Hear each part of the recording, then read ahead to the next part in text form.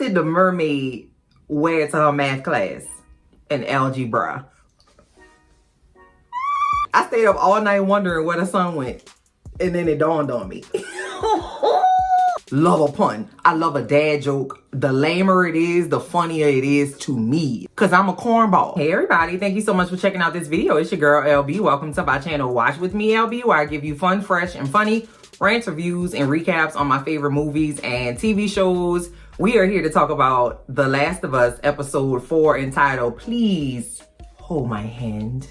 I missed last week's episode because if you didn't see my community post, I was in traction last week. I was trying to move some boxes to my attic and my bag had decided to abandon ship and I was in traction for a couple days. So I missed last week, but I saw it. If you haven't, please subscribe to my channel. Don't forget to hit the bell for the notifications. Hit that thumbs up button. Share this video, please. I'm trying to do some things. I can't do it without you. I don't know why I went to Texas with it, but the episode opens up and we see our girl Ellie has her little pew pew. She's stolen a gun from Bill and Frank's house and she's practicing with it in the mirror. We know that Joel doesn't want her to have a gun, but Ellie ain't gonna get caught slipping. So she took a gun anyway. What you gonna do?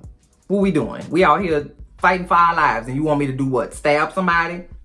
Come on, Joel. And so we see that her and Joel have stopped on the side of the road. Joel is siphoning gas to look for Joel's brother. And Ellie is telling him these lame, puns. And, Joel is really aggravated about it. But Ellie literally does not care. She's joked out, which I was as well. I love a pun. Make it lame. Add the extra lame on it for me. They're hitting the road and they're on their way to try to, drop Ellie off and try to find Joel's brother. They got some things they're trying to get done. We see that Joel is starting to communicate a bit more with Ellie. And they don't have nothing to do. It ain't nothing to see but death and destruction. Ellie starts poking around in the truck that they're riding in. And so she finds an old cassette tape of Hank Williams. He plays the cassette in the car and it's a creepy ass song. I don't know if it was intended to be creepy, but it's like a love lost kind of, in the winter time and in the trees are barren and then you're riding and you see all this barren and dead and desolate stuff. It was mad creepy just to me. I don't know. And then she pokes around in the back of the truck some more and she finds a nudie mag. Okay, come on, 70s and 80s. Do they still have nude? I guess they do, yeah. And so she's looking through it and she's like, listen, they ain't got that much stuff to read in here, but they got some pictures in here showing up. And it's like one of the trifold, you hold it like this and it, you know what I'm saying? You know what I'm talking about. And she was like, how is he walking around with this thing between the wheels? She was looking at the yam. She was looking at the yam. If that was me, I would have held on to that magazine because listen, what I'm gonna throw it away for? But maybe she just wasn't interested in that, right? Maybe she just she didn't want it, okay? Threw it out the window and they, riding along. But I do think it's really cool to see the relationship that Ellie and Joel are starting to have on this road trip because that's what you're gonna have to do. The person that I am, I'm not just gonna be able to sit and be quiet for 17 hours consecutively. I'm gonna say something, I'm gonna talk. I might just be talking to myself. If you respond, cool. But what are we gonna do? We gotta talk, right? So Ellie and Joel are starting to talk and they're starting to build their little relationship. I'm glad Joel is starting to open up. Also, what I thought was cool when they were riding, they passed a big field of bison or I think it was bison or buffalo, and they looked like they were getting along just fine. And I just thought that was really cool because human beings will destroy the earth, right? We will tear down, hunt the animals to extinction, and then when Mother Nature come get her stuff back, the animals, they gonna thrive and they gonna be okay. The bison was eating good, chilling in their little community. I thought that was very interesting. And I also was wondering how, but Mother Nature, she gonna be all right. It's us that's gonna suffer.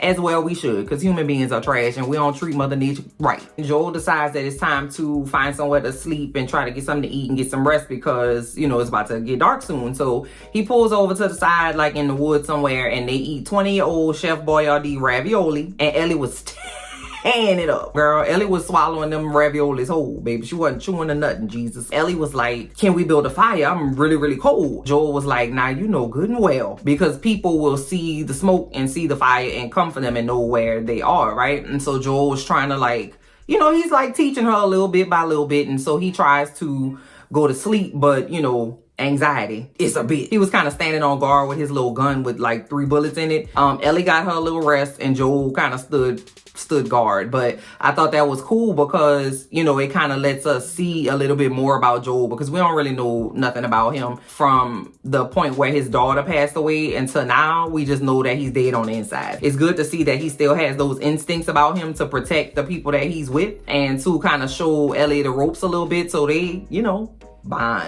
building bonds day by day. Ellie asks Joel about his brother, and he tells Ellie, you know, real high level about Tommy, his brother, about how he joined the army and always wanted to be a hero and save the world and help people. And they say that a hero could save us. I used to love that song. Y'all could be mad at Nickelback and that dude from Nickelback. I love Nickelback. Can save us. I'm not gonna stand here wait. I hold on to the wings of ego. That used to be my jam, boy. Ooh, I might listen to that when I'm done with this. Anyway, okay, so stay focused. Okay, Joel is running it to Ellie about his brother and about how his brother is the reason that they met Tess and how they met Marlene. They were like in this group and they were all like working together, but it kind of like fell apart. You know, Ellie falls asleep and Joel is, you know, driving, drinking his little stale coffee, and he runs up and they passing through Kansas City and they're trying to go the way that the map is taking them. The road that they are on is like blocked. So Joel like checks it out and decides to like go around and go the long way, and they end up coming up on like a Fedra base, but it's empty. There's nobody there, no movement, nothing going on. And we know from episode 2, I think, that's not good. So they keep riding and they see this guy in the middle of the street alone, and he's like hovered over, like looks like he's in distress. And Ellie's like, oh my God, are we gonna stop him? And then Joel was like,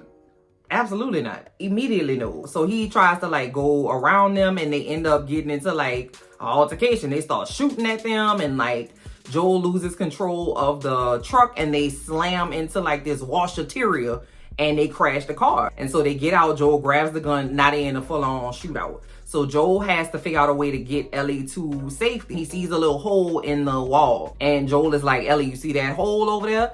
I'ma go ahead and start shooting at them. When I shoot and tell you to go, you jump your little ass through that hole. And Ellie was like, bet, I got it. That's exactly what happened. Joel ends up shooting and killing one of the men that were shooting at him. And then another one of the men comes to where Joel is and they get into some fisticuffs. He is about to be choked to death, but you know, girl, she got a little pew pew. Ellie comes out the hole and shoots the guy. Joel is, you know, relieved. He doesn't like fuss at Ellie for having a gun. He doesn't, you know, come at her sideways. He just holds his hand out and she gives him the gun. He tells her to, you know, go back in the hole. So the guy that they shot is like begging, like, oh my God, let me call my mama. My mama could give you some fresh baked bread. We could trade with you. Don't do it to me. I love my mama so much. I want to go see my mama. But Joel stabbed him. He did. So Ellie and Joel get out of Dodge. They trying to figure out where to go to, or like where to stay, so that they don't get seen by whoever these people are that were shooting at them, right? Because Joel is like, listen, we killed 2 of their people. They coming. Then we cut to some people. I don't know these people. So we get to a man in a shipping container, and he's like, listen, I don't know where he is. I don't know what's going on. I have no information to give you. And it's a doctor, and a lady is like questioning him. The lady's name is Kathleen, and she's like talking to him about how she doesn't believe that he doesn't know where somebody is, and you know, I don't know. So apparently Kathleen is the leader of a group called the Resistance. Now the Resistance is some people that's resisting stuff. I don't know these people. I don't know who they are. I don't know what they want. I don't know if they like Firefly rejects. I don't know if they like Firefly extremes. I don't know if they're good guys, bad guys. I don't know who the people are. I'm assuming they're supposed to be like, ooh, don't mess with them. But they didn't give me that. The lady Kathleen, the actress, I've seen her before. She plays in Yellow Jackets. And her demeanor in The Last of Us this time didn't give me big bad. She gave me fresh baked. She gave me Bath and Body Works. She gave me yarn and like, you know, packets of seeds, gardening gloves, and brunch and mimosas. You know what I'm saying? Like, she didn't give me that sinister, because you don't always have to be like cutthroat, loud, and crazy for you to be a villain or a bad guy or the big bad, right? Like, if you take old girl from Euphoria, I can't remember her name, but you know, the teacher that's the dope dealer that called Rue by her full government name. That bitch is scary. This lady right here, I don't know why they wanted me to be scared of her. Maybe they don't. I don't know. I just don't know nothing about Kathleen. Anyway, long story short, she's looking for Henry. I don't know if Henry is her brother or if Henry has information about her brother. I don't know what's going on with this particular part of the episode. It was mad confusing for your girl. Somebody named Henry is very popular.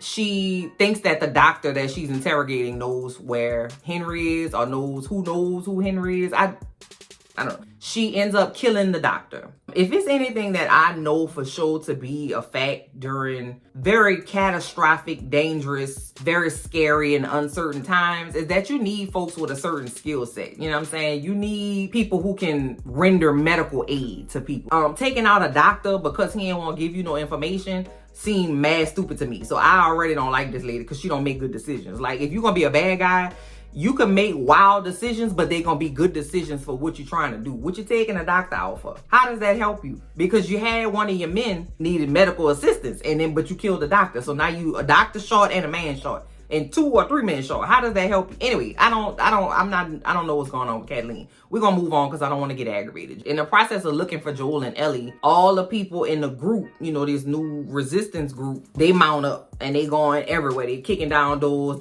And they go in this room, and under the concrete that's all broken up and it looks like it's caving in but also popping out at the same time, goes in this room and shows her, like, listen, I know that you're looking for Henry, and I know that somebody done came in here and infiltrated the system, but I did think that you needed to be aware of whatever the hell this is up under this floorboard over here, like under the concrete. Whatever it was trying to come on out like a gremlin. It was like trying to bust out from the concrete.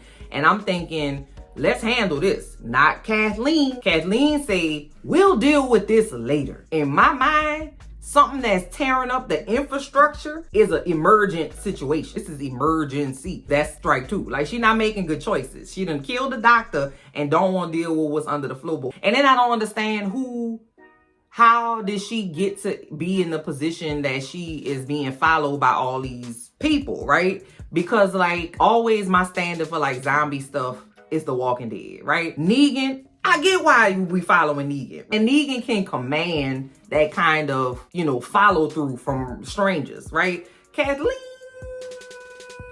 I don't know. And I'm not being sexist at all. It's not because she's a woman, and it's not because she's soft-spoken. Because again, old girl from Euphoria, I'm scared of her right now, to this date. Something about Kathleen, her presence, her mannerisms, the way she carried herself, I just didn't get the correlation. So maybe if you understand it, you can comment down below and let me know what the deal is, because I just don't know what the deal is or where the deal is, actually, because Kathleen is giving me queries, you know? So now we back over there with Joel and Ellie. They are posted up, like, waiting for all the movement and stuff to die down so they can try to get up out of there, right? And so Joel is feeling bad that Ellie had to shoot somebody because he wasn't able to, you know, get them off of him. He says that he should have heard the guy coming. Probably has damage to his hearing in some kind of way, because that plays a part in something that happens later on. But he did mention that he should have heard the guy coming, and he didn't. He apologized to her. And so I think that that is, you know, him being vulnerable, and he was trying to be there for her, but he's not good at that. He was like, if you want to talk about it, you could, I guess, you know, if you want to say that you could, you know, he's not good. A good communicator, especially being vulnerable and emotional with this girl that he knows and really doesn't know at the same time. You know, Ellie is, you know, crying and you know, emotional about it, but she does admit to Joel that that was not her first time shooting somebody, and she, you know, doesn't give any more information about it. You know, Ellie got that little black part of her soul that's gonna creep up a little bit, because when Joel was beating that man up in episode 1, she was like, oh, I like that. This episode was great because it's another way for them to connect, right? And Joel also gives her the gun back and shows her how to properly hold a gun, trying to be there for her. But I think that's who Joel is. Like, I don't think that he is a cold person at all. He just dead on the inside because his child did, and he burned dead bodies all day for years and years and years, and he is a criminal. That'll change your outlook on life. That was a really great scene between the two of them, and I think it's like a good way for them to start to trust each other, right? And see each other as like a team. Ellie and Joel are peeking out the windows from this new hiding space that they are in, and they see this really tall building. So they decide to go to that building, like try to find a route out of the city from up high. They get in this building and they have to climb like 34 flights of stairs or 45 flights of stairs, way more flights of stairs than I would have been able to climb. Joel, by the time they get to I think it's like the 34th floor, Joel collapses like on the ground, like, cause he's tired. He just kind of sits on the floor. And Ellie is like, man, you gotta get up. Like, come on, it wasn't that bad. Like, get up. And she holds her hand out to Joel, and he takes it, and Ellie helps him up, which is where I think the name for the episode comes from, because he's starting to view her differently. He's starting to view her as somebody who is his teammate, who can, have his back and help him when he needs it. And so they go in the building and they find some cushions or whatever, and they lay on the floor and they trying to get some sleep. Before they go to sleep, Ellie tells him a joke. Did you know that diarrhea was hereditary? And Joel is like, what? And she's like, yeah, it runs in your genes. And they both laugh. Joel was trying to hold it in. He was like, I am losing my shit. But he laughed, right? And it was another way that they are connected, right? They were giggling together. They doze off and they go to sleep. The next scene that we get is Ellie saying, Joel. Joel doesn't hear her because he has rolled over on the side, I think it's his right side, that he can't hear on. And Ellie is being held at gunpoint by this guy, this black guy. Joel wakes up to see that he has a gun in his face by a little boy with a little superhero mask painted on his face, right? I don't know these people. That's where the episode ends. I don't imagine them being like bad guys, but you never know. I thought this episode was cool. I had a bunch of questions, and it was a slow roller. Again, it was a slow burn. And I think for me, I'm ready for the pump up. Like, I'm ready for the action. I'm ready for some zombies, some death, destruction, like some stuff flying off of places and people getting their eyes popped out. Like, I want some death and destruction, because I think I'm also dead on the inside as well. But I mean, if you're signing me up for a zombie jubilee, then that's what I'm gonna be looking for. Give me a zombie bonanza. Like, slap me in my face with a zombie. You know what I mean? But I know every episode can't be that way, because I thought the acting was great. I thought, the relationship building was great. The character development was great. But in terms of like the action and what I was expecting, especially after last week's episode, which was very soft and slow and character focused and not necessarily with action and stuff like that, I was looking forward to that this episode, but I think episode 5, we're going to get whatever the hell was up under that concrete. So that's going to be good for me, because that's what I'm looking for. So comment down below and let me know what you thought of this episode. Are you excited to see zombies? Do you like this character development that we're getting? How do you feel about, Ellie and Joel like linking up and becoming buddies? Who do you think these people are with the guns that were holding Ellie and Joel hostage at the end of the episode? If you haven't, don't forget to subscribe, hit the bell for the notifications, share this thing, like this thing, and I'm gonna check y'all later. Bye.